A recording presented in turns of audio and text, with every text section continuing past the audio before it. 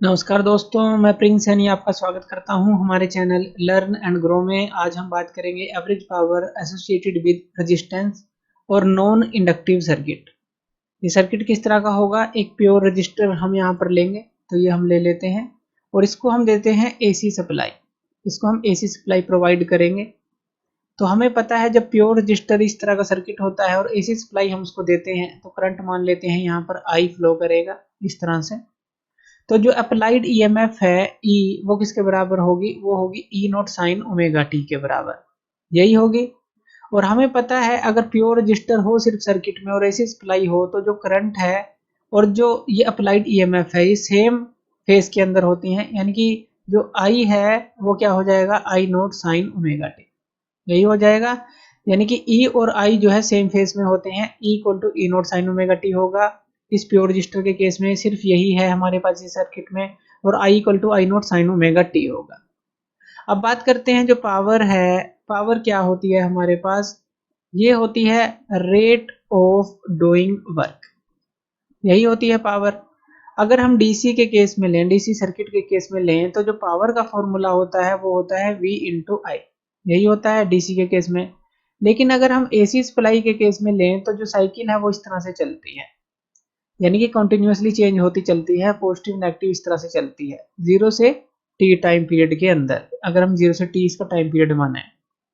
अब इसके लिए अगर हमें पावर को निकालना है तो हमें जो है किसी भी क्षण देखनी पड़ेगी, तो उसको हम बोलते हैं इंस्टेंटेनियस पावर। तो अगर मान लीजिए किसी भी क्षण देख रहे हैं आप, एनी टाइम टी देख रहे हैं, तो उसके लिए जो फॉर्मूला हो जाएगा वो क्या हो जाएगा पावर का? Instantaneous voltage into instantaneous current. इसको हम लिखेंगे यहाँ पर, ये E है और ये है I, यानी कि जो P है हमारे पास ये हो जाता है E इंटू आई। एसी सप्लाई के केस में हमें इंस्टेंटेनियस वैल्यू देखनी है, किसी भी क्षण हम मान रहे हैं। तो जो P है हमारे पास E इंटू आई हो गया। यहाँ पर E और I की वैल्यू को हम पुट कर देते हैं। ये क्या आ गया? E नोट, और ये इंटू क्या आ जाएगा? आई नोट, और ये साइन ओमेगा टी है, यहाँ पर भी साइन ओमेगा टी है, यहाँ पर ये क्या आ जाएगा? Sign square omega T. तो इतना हमारे पास जो है पावर की वैल्यू बनती है। अब अगर हम मान लें कि जो ये पावर है कुछ स्मॉल टाइम dt के लिए कांस्टेंट अगर हम मान लेते हैं, तो इसको करंट को मेंटेन रखने के लिए जो स्मॉल वर्क डन करना पड़ेगा dw, वो कितना होगा? वो होगा p इंटू डी टी, यही होगा। क्योंकि जो पावर है वो किसके बराबर होती है? dw बाई डी टी के। dw को यहाँ से निकालेंगे तो p इंटू डी टी, तो ये p इंटू डी टी है। तो p हमारे पास ये है E naught I naught sine square omega t, और इनटू ये आ जाएगा dt। ये तो हमने स्मॉल टाइम के लिए निकाला, वर्क डन करंट को मेंटेन रखने के लिए। अगर हम इस पूरी साइकिल के लिए निकालना चाहते हैं यही वर्क डन 0 से t के लिए, तो हमें इसका इंटीग्रेशन करना पड़ेगा। तो चलिए इसका इंटीग्रेशन कर लेते हैं। इंटीग्रेशन करने के बाद हमें ये मिलेगा, इस तरफ w 0 से t E naught I not science के ओमेगा टी डी टी का इंटीग्रेशन कर लेते हैं। अब यहाँ पर इंटीग्रेशन कर लेते हैं, ई नोट आई नोट को बाहर ले लेते हैं और इंटीग्रेशन में 0 से t आ जाएगा, और यहाँ पर ये क्या आ जाएगा? Sign square omega T D T, ये आ गया।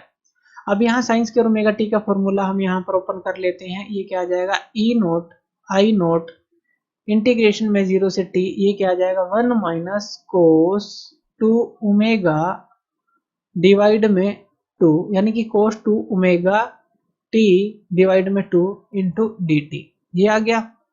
यहाँ हमने क्या किया है? साइन स्क्वायर थीटा का फॉर्मूला यहाँ पर लिखा है। तो sign square omega T D T है, तो यहाँ पर ये क्या आ जाएगा? 1 minus cos 2 omega T divide में 2 इंटू डी टी।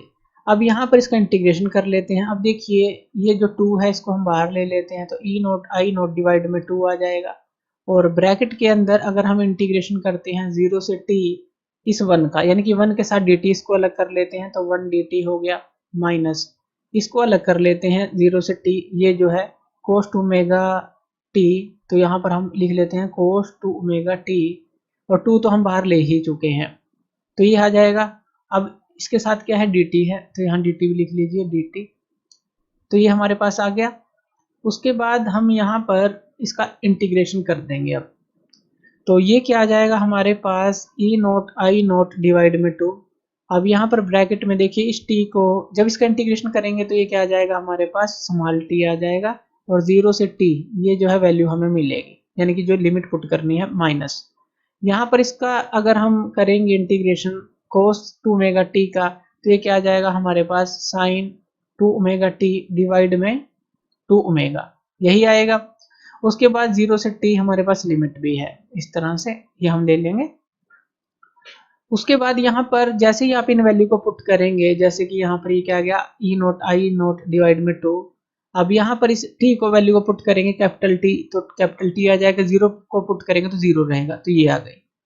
अब यहाँ पर देखते हैं इस रिलेशन के लिए, अब यहाँ पर ये t पुट करेंगे कैपिटल T, तो यहाँ पर ये क्या आ जाएगा, ये आ जाएगा हमारे पास sine 2 omega capital T divide में 2 ओमेगा, यही आएगा।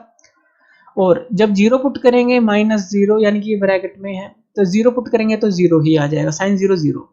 अब यहाँ पर ओमेगा की वैल्यू को पुट करेंगे, ओमेगा की वैल्यू होती है 2 पाई बाई टी। यहाँ से ओमेगा टी की वैल्यू क्या आ जाएगी 2 पाई के बराबर, यानी कि ओमेगा इंटू टी 2 पाई के बराबर आ गया। यहाँ पर ये जो ओमेगा टी की जगह हम पुट कर देंगे 2 पाई। अब 2 इंटू 2 पाई ये क्या हो जाएगा साइन का 4 पाई, साइन का 4 पाई हो जाएगा, और इसकी वैल्यू होती है 0। तो यानी कि ये पूरी टर्म ही हमारे पास आ जाती है 0, ये 0 आ जाती है। हमें क्या मिलती है सिर्फ ये वाली टर्म, यानी कि जो वर्क डन है वो हमें मिलता है E naught I not divide में 2 और इंटू टी, ये तो वर्क डन आ गया। अब यहाँ पर हम पावर को निकालना चाहते हैं, तो जो एवरेज पावर होगी वो क्या होगी, P होती है हमारी W बाई टी। W की वैल्यू ये है, तो ये पहले W की वैल्यू लिखते हैं ई नोट आई नोट डिवाइड में 2 इंटू टी, और डिवाइड में t भी है, यानी कि यहाँ पर ये t आ जाएगा, ये कैंसल आउट हो जाएगा। हमें क्या वैल्यू मिली है E naught I not divide में 2, ये हमें पावर की वैल्यू मिल जाती है। अब इसको हम दोबारा से रिफॉर्म करके लिख सकते हैं। अगर हम इसको ऐसे लिख दें ई नोट डिवाइड में अंडर रूट 2 और आई नोट डिवाइड में अंडर रूट 2, क्योंकि under root 2 into under root 2 2 ही होगा। तो ये जो चीज़ है ये हमारे पास होती है वर्चुअल वोल्टेज, हमने पहले भी देखी थी, EV से डिनोट करते हैं। ये जो चीज़ है वर्चुअल करंट होता है, IV से डिनोट करते हैं।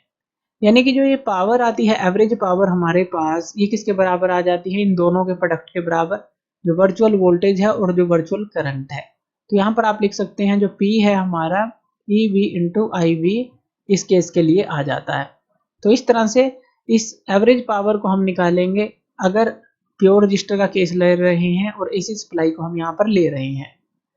तो थैंक यू वीडियो देखने के लिए, और इसी तरह की वीडियोस के लिए आप हमारे चैनल लर्न एंड ग्रो पे हमें सब्सक्राइब कर सकते हैं। धन्यवाद।